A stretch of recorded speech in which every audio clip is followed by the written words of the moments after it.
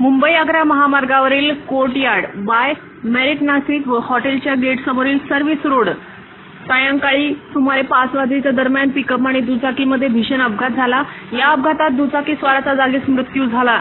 मिळालेल्या माहितीनुसार मुंबई नाका ते द्वारका या दिशेने जाणाऱ्या पिकअपने समोरून येणाऱ्या दुचाकीला जोरदार धडक दिली।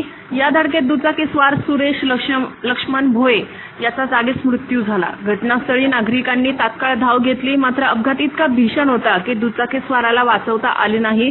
या घटनेमुळे परिसरात काही काळ तणावाचे वातावरण निर्माण झाले होते। दरम्यान संबंधित सर्व्हिस रोडवर दोन्ही बाजूंनी वाहनांची अनधिकृत पार्किंग होत असल्याचे येथे कायम वाहतुकीची कोंडीची समस्या निर्माण होत असते। विशेषतः हॉटेलमध्ये येणाऱ्या ग्राहकांची वाहने रस्त्यावरच उभी राहत असल्याने अपघातांना निमंत्रण मिळत असल्याचा आरोप स्थानिक नागरिकांकडून केला जात आहे। स्टार न्यूज साठी मोहसिन पठाण, नाशिक।